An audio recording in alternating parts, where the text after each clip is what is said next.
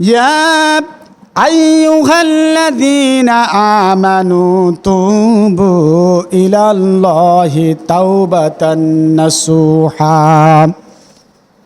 হে ঈমানদারগণ, যারা নাকি ঈমান এনেছে, তুবু ইলাল্লাহি তাওবাতান নাসুহা, তারা তওবা করবে খালেস নিয়াতে, খাঁটিভাবে তওবা করবে আল্লাহর কাছে।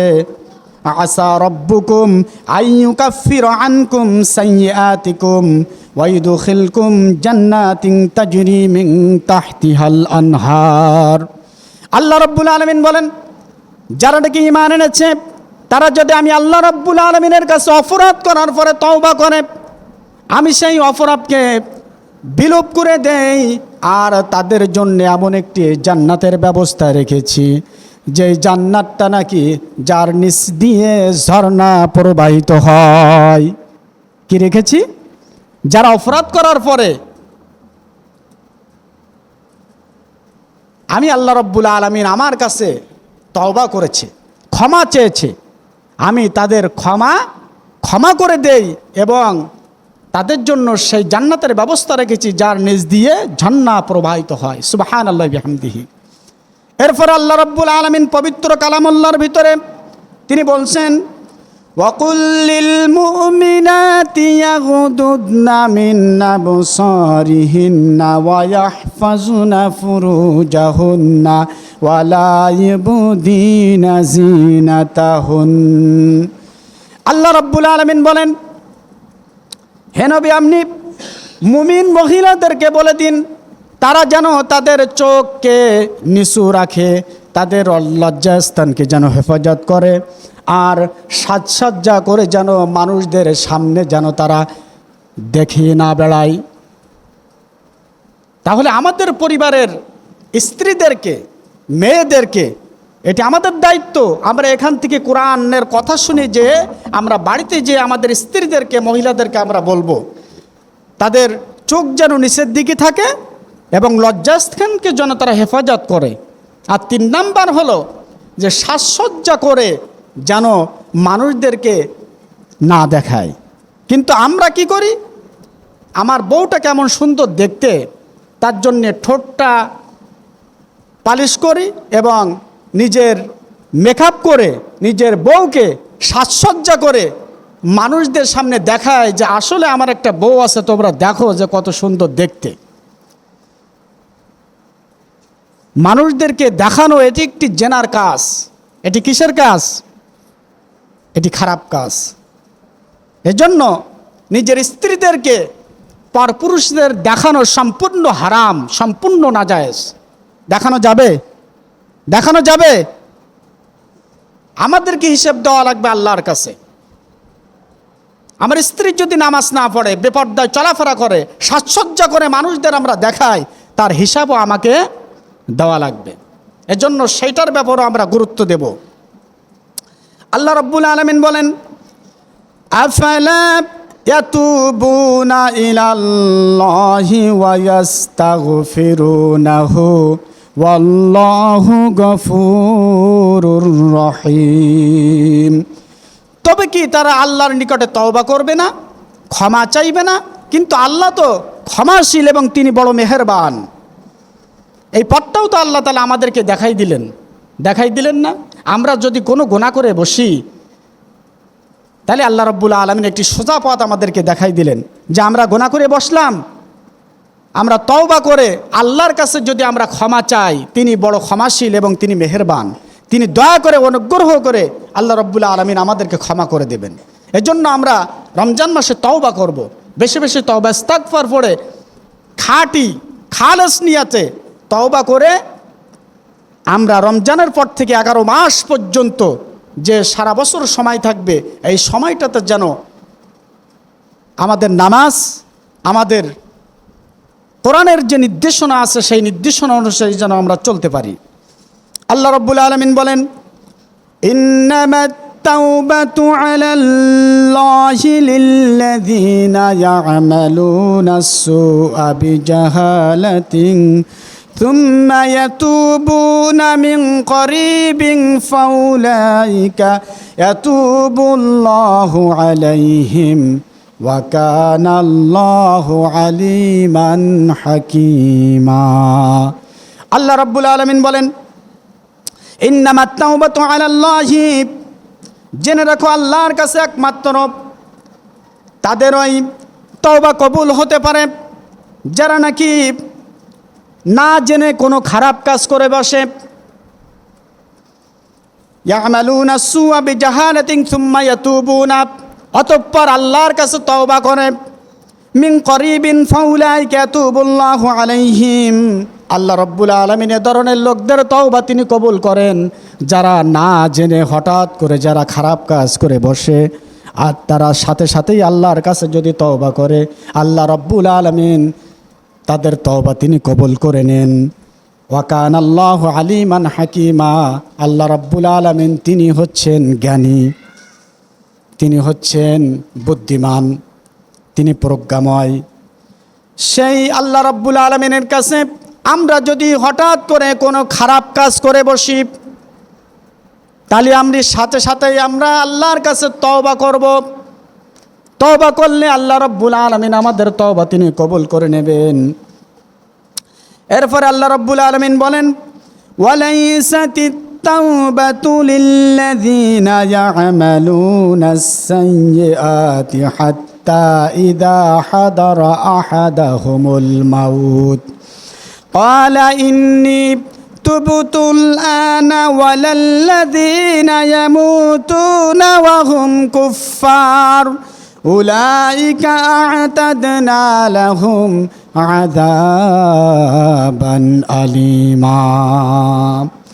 আমাদের জীবনে সবথেকে যেটা হয়ে বসে, আল্লাহ রাব্বুল আলামিন কত সুন্দর করে বললেন, কিন্তু আল্লাহ রাব্বুল আলামিন তাদের তওবা কবুল হতে পারে না যারা নাকি ক্বালা ইন্নী তুবতুল আনা ওয়ালাল্লাযীনা ইয়ামুতুনা ওয়া হুম কুফফার, তাদের তওবা কবুল হতে পারে না যারা নাকি মৃত্যুর সময় যখন এসে যায়, তুবতুল আনা ওয়ালাল্লাযীনা ইয়ামুতুনা ওয়া হুম কুফফার, তখন তারা তওবা করে। মৃত্যুর সময় যখন এসে যায় মানুষের, তখন যদি তওবা করে, আল্লাহ স্পষ্ট কোরআনে বলছেন তখন তওবা আর কবুল হবে।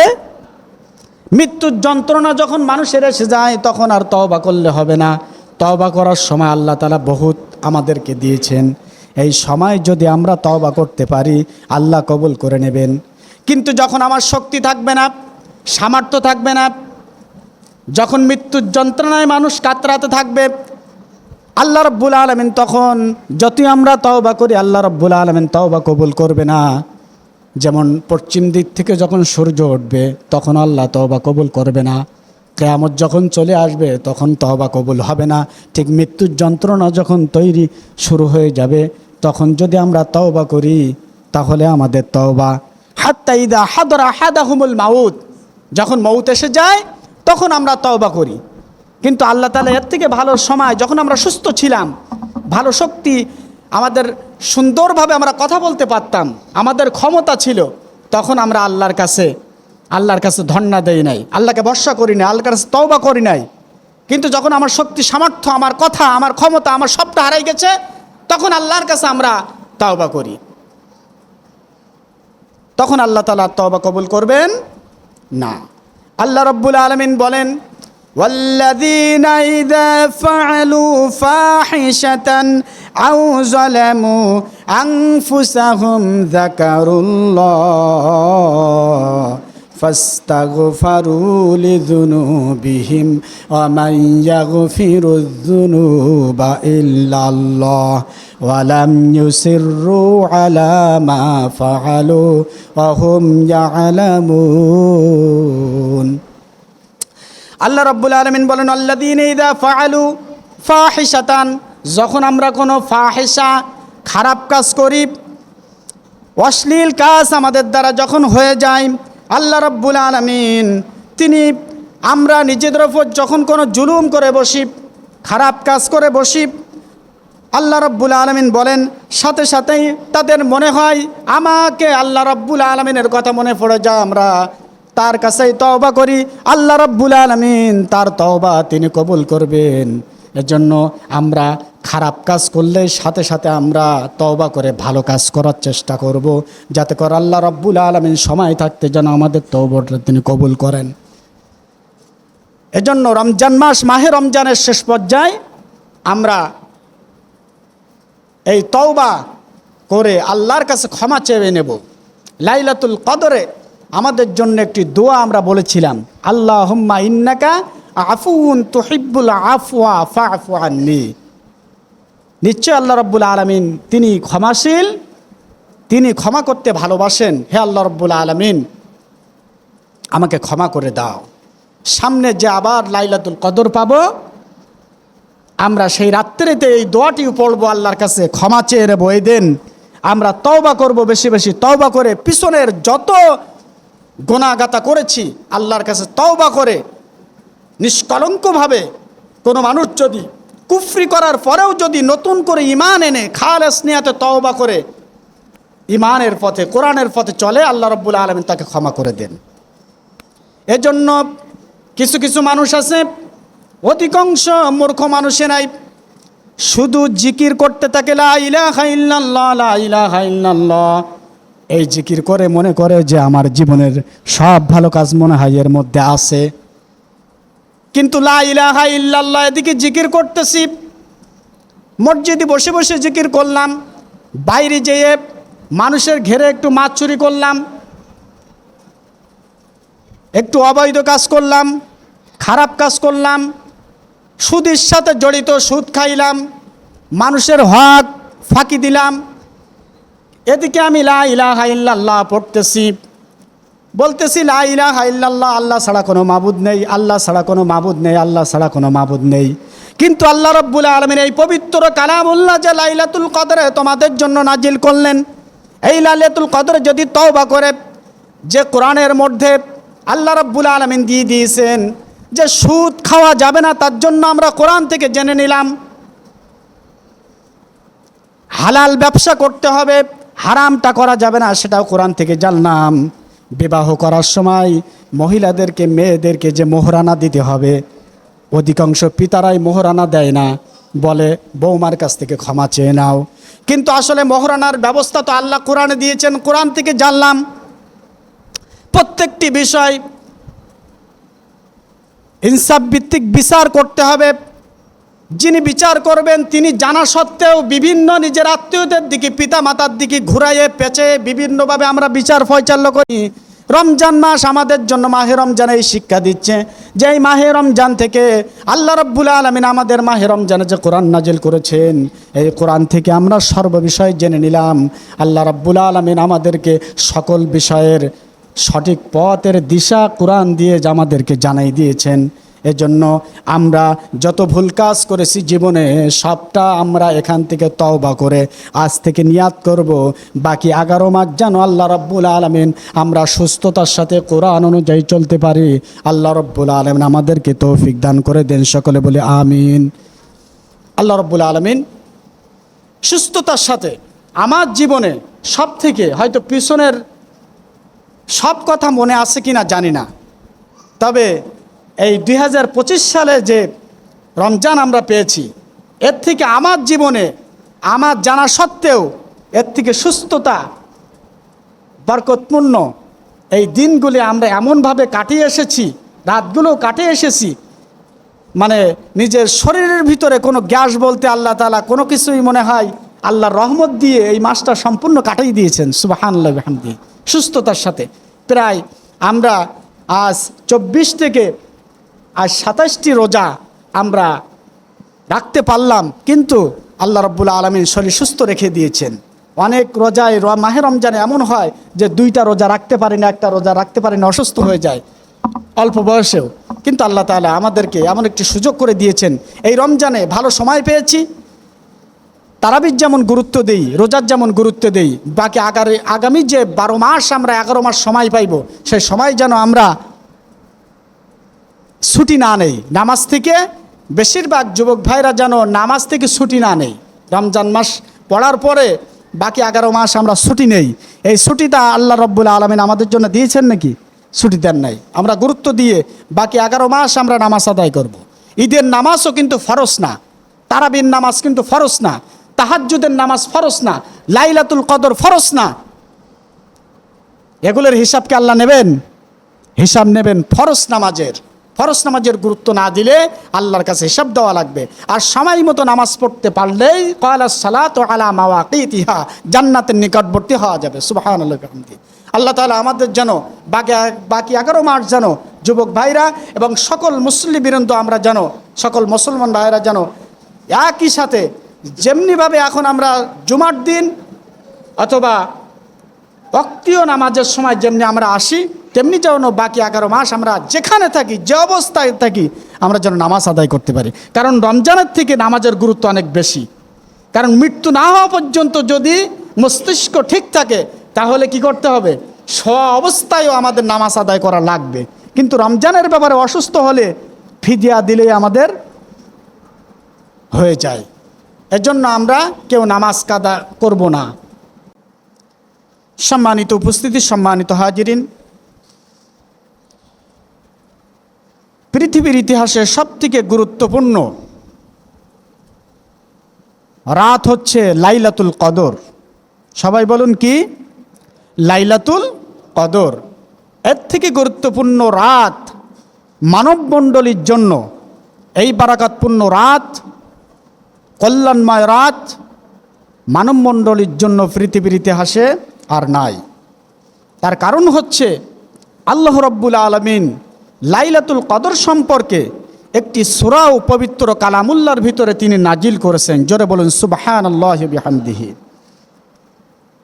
ছোট্ট একটি সূরার মধ্যে আল্লাহ তাআলার একটি নিদর্শন, একটি আয়াত আমাদের জন্য তিনি নাজিল করেছেন যে এই বরকতপূর্ণ রাত, এটি এমন একটি রাত যে রাতটি ইবাদত করতে পারলে 1000 মাসের থেকে উত্তম হবে মানুষের জন্য। সুবহানাল্লাহি বিহামদিহি। 1000 মাস হচ্ছে 83 বছর 4 মাস। কত বছর? 83 বছর 4 মাস। তো আমাদের লাইফ, আমাদের এই জীবন, হায়াতে জিন্দেগি, এই দুনিয়াতে 83 বছর 4 মাস পর্যন্ত আমরা বাঁচব কি না এমন কোনো গ্যারান্টি আমাদের আছে? এমন কোনো গ্যারান্টি আমাদের নাই। এজন্য আল্লাহ রাব্বুল আলামিন একটি সূরা নাজিল করেছেন। আমরা এই সূরা থেকে আমরা জানব, এই কল্যাণ রাত সম্পর্কে জানব, লাইলাতুল কদর সম্পর্কে জানব। আমরা সকলে পড়ি। পড়লেই, একটি হরফ পড়লেই 10টি করে নেকি, আলিফ বললেই 30টা নেকি। জোরে বলুন সুবহানাল্লাহি ওয়া বিহামদিহি। এর জন্য আমরা সকলে পড়ি।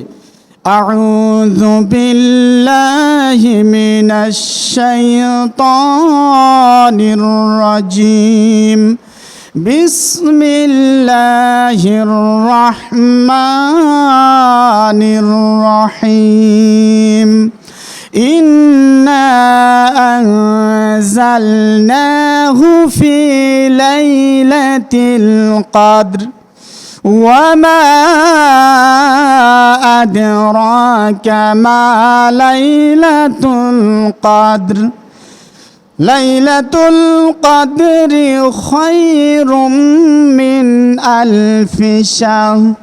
তানাজ্জালুল মালাইকাতু ওয়ার রূহু ফিহা বিইذনি রাব্বিহিম মিন কুল্লি আমরিন সালাম। হিয়া হাত্তা মাতলাইল ফাজর। জোরে বলুন আল্লাহু আকবার। আল্লাহ রাব্বুল আলামিন মানবমণ্ডলীর জন্য এমন একটি কল্যাণময় রাতের জন্য, যে রাত আমাদের জন্য 1000 মাসের থেকে উত্তম, সেই রাতের জন্য আল্লাহ রাব্বুল আলামিন একটি সূরা নাজিল করলেন। রব্বুল আলামিন সূরার প্রথমেই বলছেন ইন্না আনজালনাহু ফি লাইলাতিল কদর। আমি নাজিল করেছি এই লাইলাতুল কদরে। আল্লাহ উজ্জ্বল রেখেছেন, পবিত্র কালাম তিনি নাজিল করেছেন এই লাইলাতুল কদরে। ওয়ামা আদরাকা মা লাইলাতুল কদর। আল্লাহ রাব্বুল আলামিন বিশ্বনবীকে বলছেন তুমি কি জানো এই লাইলাতুল কদরটা কি? লাইলাতুল কদরি খায়রুম মিন আলফি শাহর। এটি মহামান্যত একটি রাত, যে রাতটা খায়রুম মিন আলফি শাহর, হাজার মাসের থেকে উত্তম একটি রাত। হাজার মাস 84 বছর 4 মাস ইবাদত করলে যে সওয়াব আমাদের আমলনামায় দেওয়া হবে, আল্লাহ রাব্বুল আলামিন একটি রাতের মধ্যে এই 84 বছর 4 মাস তিনি একটি রাতের মধ্যে ঢুকাই দিয়েছেন। সুবহানাল্লাহি বিহামদিহি।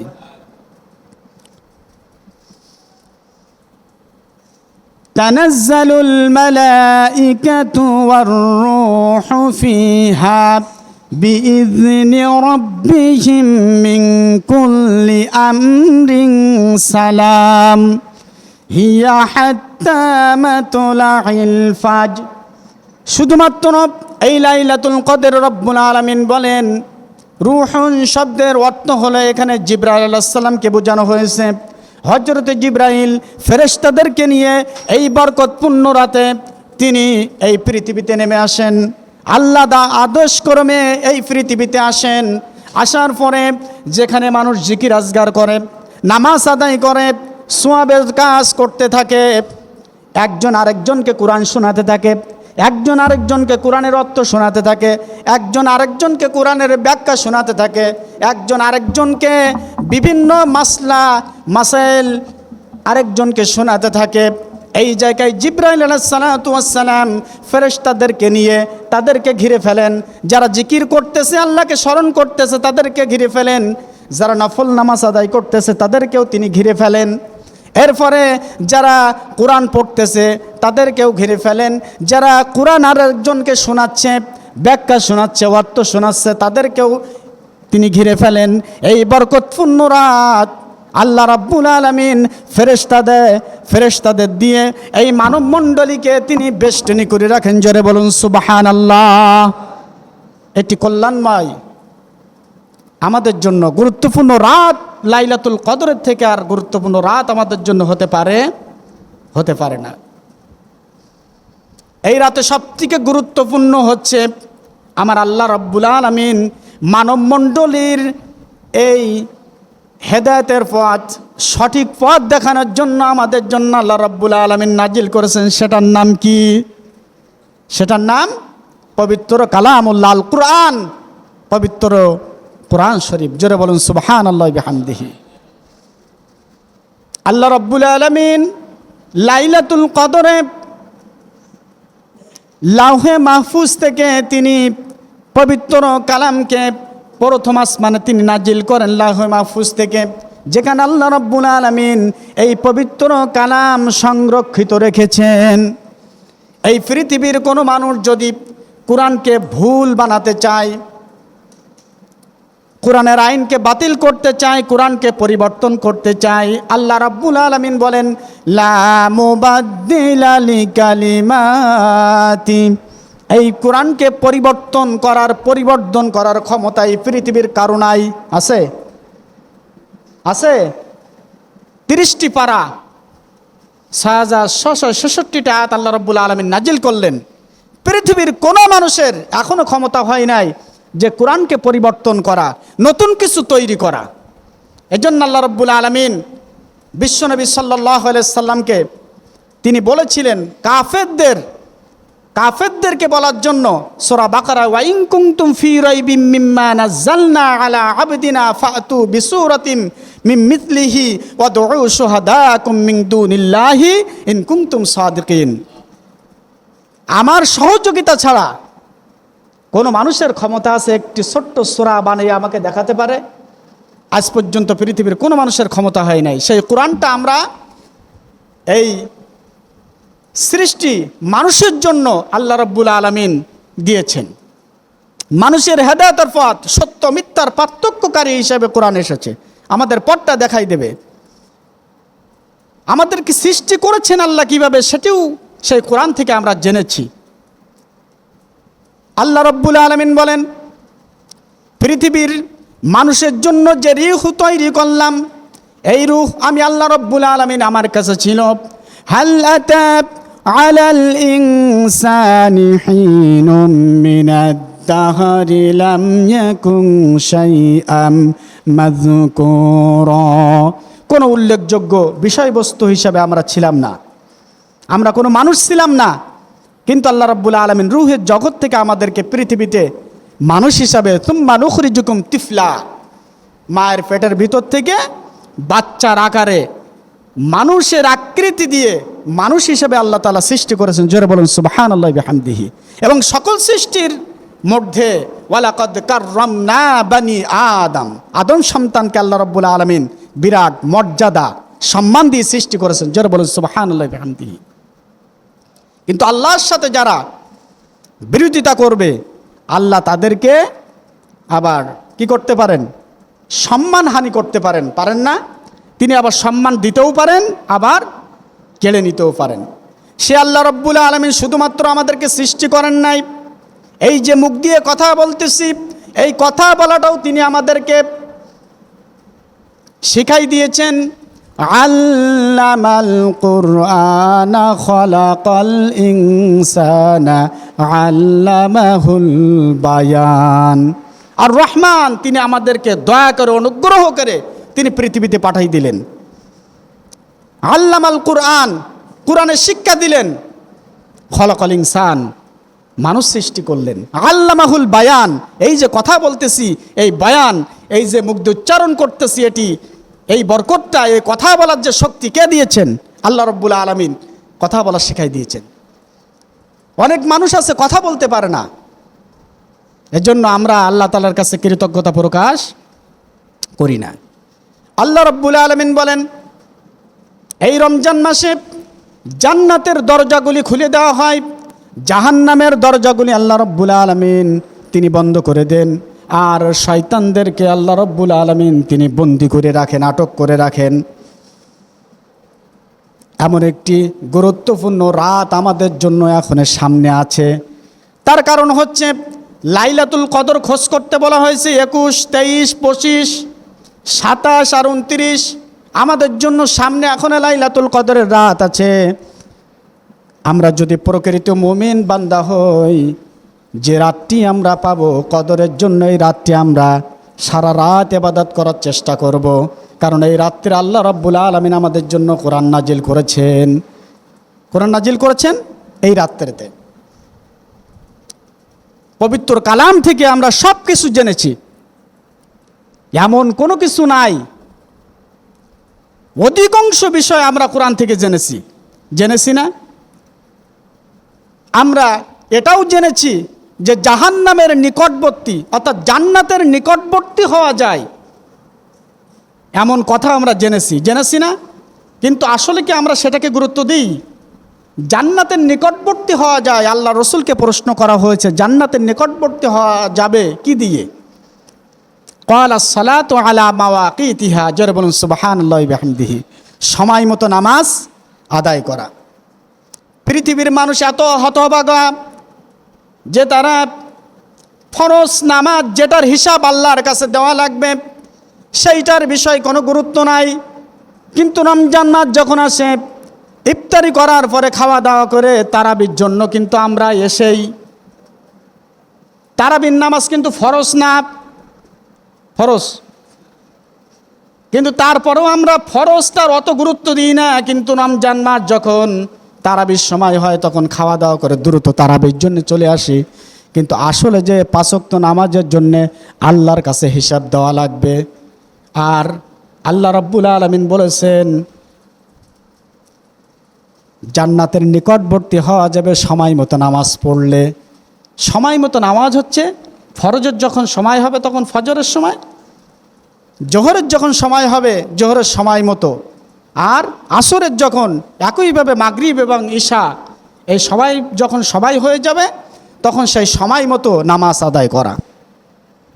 এজন্য লাইলাতুল কদর আমরা পেয়েছি, সামনে এখন আমাদের জন্য লাইলাতুল কদর আছে, এইটাকে আমরা ভুলে যাব না, আমরা গুরুত্ব দেব। যেহেতু আল্লাহ রাব্বুল আলামিন পবিত্র কালাম আমাদের জন্য এই মহিমান্বিত রাতে তিনি নাজিল করেছেন। যেটি হচ্ছে 1000 মাস অপেক্ষা উত্তম রাত। সুবহানাল্লাহি বিহামদিহি। আমি সব থেকে বেশি চেষ্টা করেছি নিজের পরিবারকে, নিজের স্ত্রীকে সামনে নিয়ে কোরআন পড়া, অর্থ শোনা এবং রসুলের হাদিস অর্থ শোনানো। এইটাই সব থেকে বেশি সওয়াব। তার কারণ হচ্ছে কোরআনের একটি মাসলা মাসাইল জানা, ফতোয়া জানা, কোরআন থেকে ব্যাখ্যা করে মানুষকে শোনানো, এর থেকে সওয়াব আর আছে? নফল নামাজ পড়া আর কোরআন অর্থ করে পড়া, ব্যাখ্যা করা, পার্থক্যতা আছে না? আকাশ পাতাল পার্থক্যতা আছে। এজন্য রমজান মাস প্রায় শেষ পর্যায়ে, এই সমাপনী মাহে রমজানে আমরা সকলে তওবা পড়ব। কি পড়ব? তওবা পড়ব যে শুধুমাত্র রমজান মাস আসলেই নামাজ পড়তে হবে আর রোজা রাখতে হবে, আর বাকি 11 মাস আমাদের জন্য ছুটি। এমন কোন কোরআন হাদিসের আলোচনা পাইছেন নাকি আপনারা? পাইছেন? বাকি 11 মাস ছুটি, কথা বলেন না কেন? পাইছেন নাকি এমন কিছু? তাহলে বাকি 11 মাস ছুটি থাকে কেন আমাদের? এত হতভাগ্য আমরা যে রমজান মাস চলে গেলেই আমাদের জন্য নামাজ মাফ হয়ে যায়। ফরজ নামাজের গুরুত্ব আমরা দিই না। এজন্য মাহে রমজানে আমরা তওবা পড়ে আল্লাহর কাছে ক্ষমা চেয়ে যে আগামী যে 11 মাস থাকবে, 11 মাসে যেন আমরা ঠিক রমজান যেভাবে আল্লাহকে ভয় করেছি, আল্লাহর ওপর তাওয়াক্কুল করেছি, ভরসা রেখেছি, ঠিক 11 মাস যেন আমরা সেইভাবে পালন করতে পারি। জোরে বলুন আমিন। আল্লাহ রাব্বুল আলামিন আমাদের সকলকে তৌফিক দান করে দিন। সকলে বলে আমিন। আখির দাওয়ানা আলহামদুলিল্লাহি রাব্বিল আলামিন। আসসালামু আলাইকুম ওয়া রাহমাতুল্লাহ।